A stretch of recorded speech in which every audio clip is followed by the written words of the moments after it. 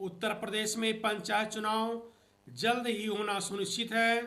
पंचायत चुनाव की तैयारी सभी दावेदार जोर शोर से कर रहे हैं और वे लोग बेसब्री से प्रतीक्षा कर रहे हैं कि पंचायत चुनाव का डेट कब घोषित होगा, आरक्षण की सूची कब जारी होगी, हमारे गांव में अनुसूचित जात, अनुसूचित जनजात, पिछड़ी जात या सामान्य कौन सी सीट आएगी।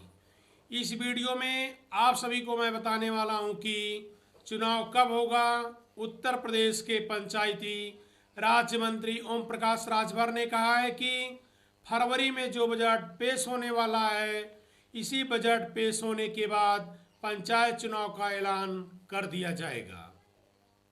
तो आप सभी लोगों को विश्वास करना ही पड़ेगा। कुछ लोगों का मतलब है कि सरकार चुनाव टाल भी सकती है, लेकिन समय पर चुनाव हो जाता तो अति उत्तम और अच्छा रहता, क्योंकि लोग बेसब्री से इंतजार कर रहे हैं और तैयारी कर रहे हैं। अब बात करते हैं आरक्षण पर।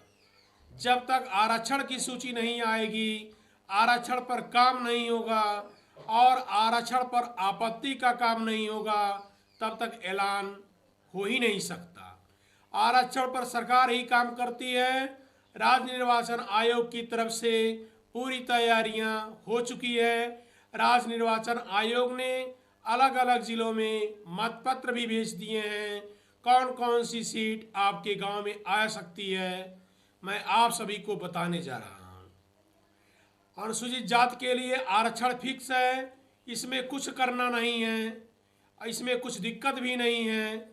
अनुसूचित जनजाति के लिए देखेंगे, अनुसूचित जनजाति की संख्या बहुत ही कम है। जो भी संख्या ज़्यादा है वह सोनभद्र जिले में है, बाकी उत्तर प्रदेश में और कहीं नहीं है।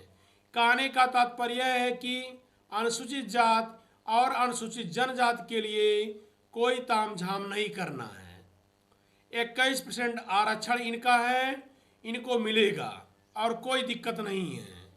सारा तामझाम ओबीसी वर्ग लोगों के लिए है। आरक्षण को लेकर के ओबीसी के लिए 27% तक का ही आरक्षण मिलेगा। अगर कहीं संख्या 70% है, कहीं 90% है, कहीं 65% है, तब पर भी 27% से ज़्यादा आरक्षण नहीं मिलेगा। कहीं पर 20% भी है, कहीं पर 30% है। किसी गांव में जहां कम है वहां पर कम आरक्षण मिलेगा और जहां ज़्यादा है वहां पर अधिकतम आरक्षण मिलेगा, वो भी आपका अधिकतम 27%। महिला के लिए कई राज्यों में 50% आरक्षण है, लेकिन उत्तर प्रदेश में केवल 33% आरक्षण है। वहीं पर दोस्तों 36 आरक्षण लागू होता है। महिला आरक्षण अनुसूचित जात, अनुसूचित जनजात, पिछड़ी जात या सामान्य सभी पर लागू होता है। दोस्तों आरक्षण का चक्रानुक्रम रोटेशन क्या है? दोस्तों रोटेशन चक्रानुक्रम का मतलब है कि वहाँ चुनाव में सीट बदलेगी। बहुत से लोग कहते हैं कि हमारे गांव में सीट नहीं बदलेगी, उसके लिए मैं दूसरा वीडियो अपलोड करूंगा। उसमें आपको जीत के लिए आपत्ति दायरा करना पड़ती है, खड़ा होना पड़ता है, लड़ाइयाँ भी लड़नी पड़ती है सीट के लिए। देश में लोकतंत्र भले ही लागू है, न्यायालय भले ही है, लेकिन आप सब जानते हैं दबे और कुचले लोगों को दबाया जाता है। हम जात के आधार पर बात नहीं कर रहे हैं, वैसे ही बात कर रहे हैं। गरीब हैं, किसी भी जाति का है, उसका हर व्यक्ति दबाता है।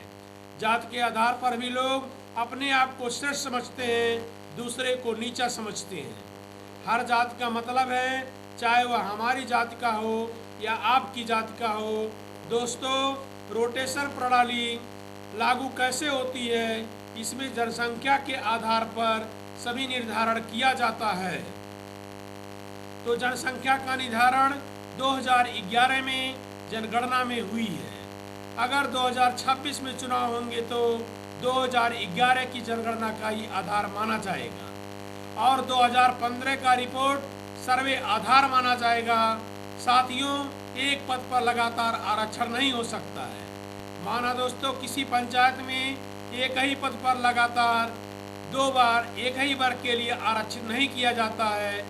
ओबीसी के लिए आ गई है तो ओबीसी महिला हो सकती है, या एससी के लिए आ गई है तो एससी महिला हो सकती है, सामान आएगी तो सामान महिला भी हो सकती है। मतलब दोबारा वही सीट नहीं आएगी। ये नियम है। अगर ऐसा कहीं हो रहा है तो गलत है। इसके खिलाफ आप सभी आपत्तियां दर्ज करा सकते हैं। कुल आरक्षण की सीमा 50% से अधिक नहीं होना चाहिए, महिला को छोड़कर। दोस्तों, राज्य सरकार की अधिसूचना अनिवार्य है। पंचायत चुनाव से पहले राज्य सरकार द्वारा आरक्षण सूची की अधिसूचना जारी की जाती है। उसी के अनुसार चुनाव होता है। दोस्तों, मैं बताना चाहता हूं कि सुप्रीम कोर्ट का नियम क्या है। सुप्रीम कोर्ट ने ओबीसी आरक्षण के लिए ट्रिपल टेस्ट की व्यवस्था की है।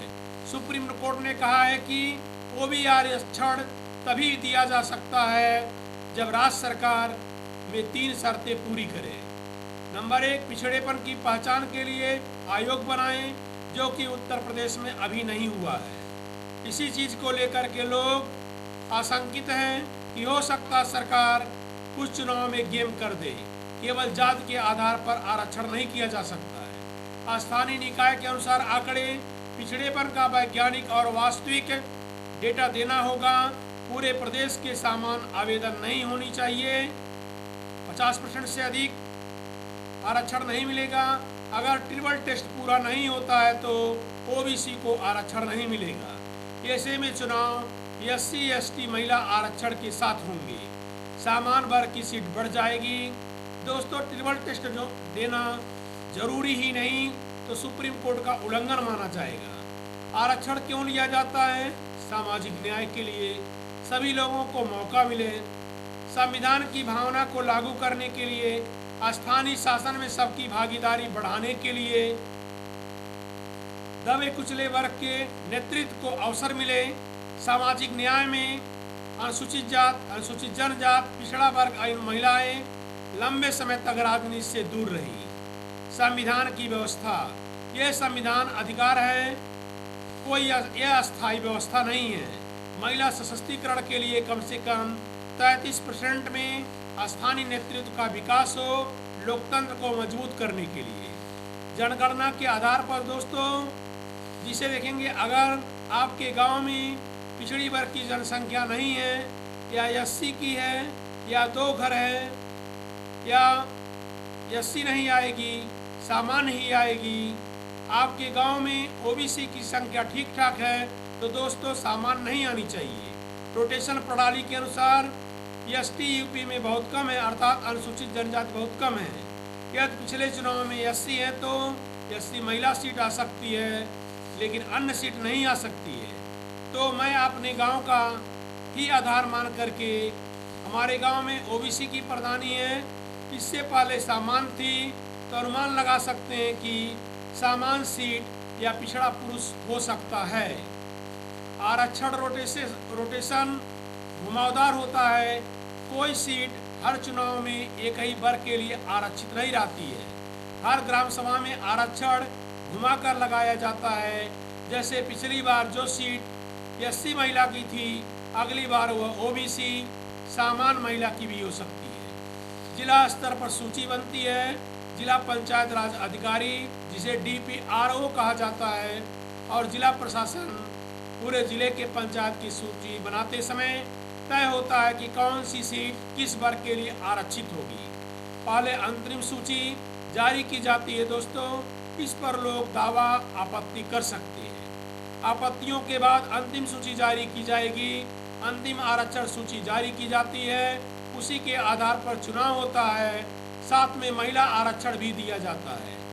यदि आप चुनाव संबंधित आरक्षण संबंधित देखना चाहते हैं तो आप अपने मोबाइल में क्रोमो ऐप डाउनलोड कर लीजिए, गूगल क्रोमो ओपन करिए और सरकारी वर्दी पर आए करके क्लिक करिए। आपसे निवेदन है कि आप व्यू मोर पर तो आएंगे, UP panchayat voter list, panchayat चुनाव रिजर्वेशन खोलिए। इसके बाद एक प्रचार चलेगा, फिर ओपन होगा दोस्तों। नीचे जाएंगे तो चेक पंचायत रिजर्वेशन 2025-26 दिखेगा। NREGA job card 2023, all UP ration card, सब कुछ दिखेगा। रिजर्वेशन पर आपको क्लिक करना होगा। डिस्ट्रिक्ट, ब्लॉक, ग्राम पंचायत, वर्तमान में रिजर्वेशन कौन है। ज़्यादातर अभी सामान्य बता रहा है, जब अंतिम सूची जारी हो जाएगी तो आप खुद बता देंगे कि क्या सीट आएगी क्या नहीं आएगी। यही आप यहाँ पर चेक कर सकते हैं। चुनाव समय पर होने चाहिए। और हम बताना चाहते हैं कि आप कहाँ से, किस ज़िले से हैं और आप यहाँ कौन सी पिछली बार में सीट आई थी और उसके पिछले साल में कौन सी सीट आई थी, 2021 में और 2016 में कौन सी सीट आई थी। कमेंट करके बताएं तो हम बता सकते हैं कि 2026 में आप यहाँ कौन सी सीट आएगी।